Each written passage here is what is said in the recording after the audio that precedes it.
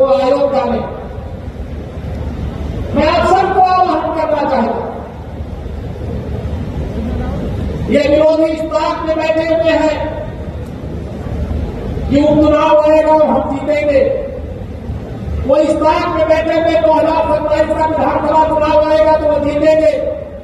लेकिन मैं इस खुले मंच से कह सकता हूं कि 2024 के उपचुनाव में भी और 2027 के विधानसभा चुनाव में भी भारतीय जनता पार्टी गठबंधन ऐतिहासिक विजय प्राप्त करेगा। और आप सबको आह्वान करूंगा, इस चुनाव के लिए मत मानना कि जो मंच पर बैठे हुए हम सब लोग ये गरीब परिवार से निकल करके राजनीति की मुकाम पर आए हैं।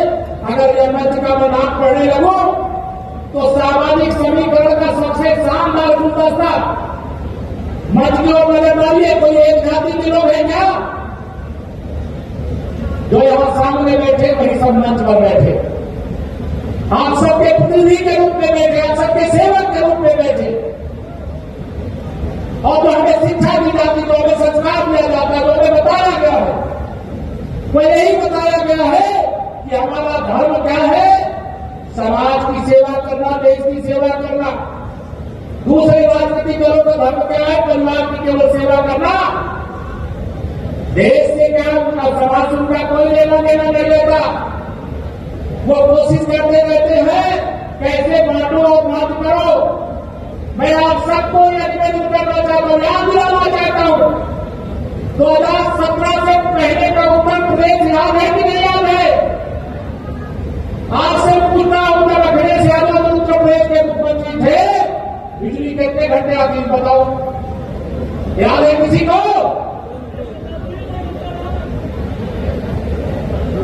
1 घंटा, 4 घंटा, 6 घंटा, ये पूरे प्रदेश की कहानी है। अभी कभी बीच बीच में कोई कभी कटौती होती होगी, मैं नहीं मना कर रहा हूं, लेकिन भारतीय जनता पार्टी ही ये वादा करके जा रही है आपसे, आने वाले समय में पूरे उत्तर प्रदेश के अंदर, पूरे हिंदुस्तान के अंदर 24 घंटे बिजली देने का काम किया जाएगा। 24 घंटे। अब जिनके घर के आसपास में ट्रांसफार्मर लगा रहा होगा, किसान लोगों के खेत में ट्रांसफार्मर लगा रहा होगा, बताओ पहले अगर ट्रांसफार्मर जल जाए तो बिना पैसा दिए बदलता था क्या? बताओ, दोनों हाथ में बताओ, बदलता था क्या? आज पैसा देना पड़ता है क्या?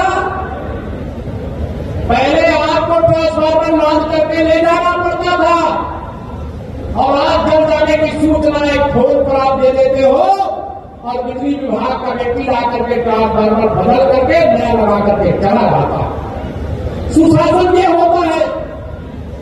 पहले गुंडे, अपराधी, माफिया किसी की जमीन, मकान, दुकान पर कब्जा कर लेते थे। अगर कोई शिकायत करने जाए तो उस अपराधी के खिलाफ कार्रवाई करने की जगह जो पीड़ित व्यक्ति है उसी को पुलिस बंद कर देती थी। लेकिन अब किसी की मजाल है क्या?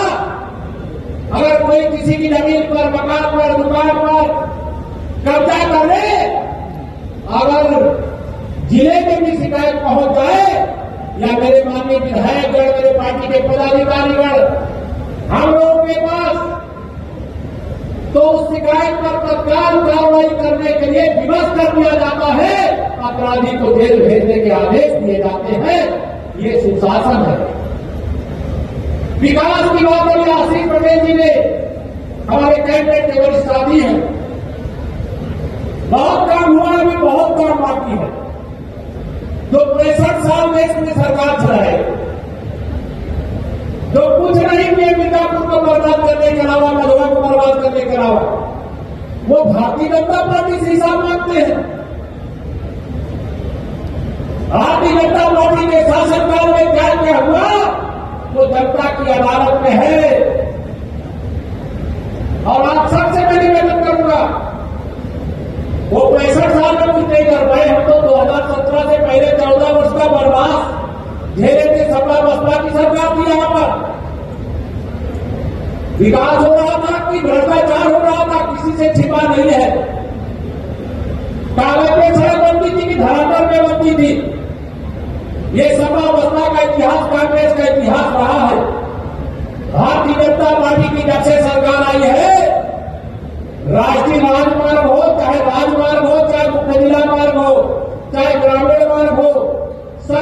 बनाने और सुधारने का काम किया गया। मैं प्रयागराज का रहने वाला हूं। मैं प्रयागराज से बाबा विंध्यवासिनी के दर्शन के लिए आता था। आप में से जो भी मिर्जापुर से प्रयागराज जाते रहे होंगे, 2014 और 17 से पहले का ये रोड याद कर लीजिए। और आज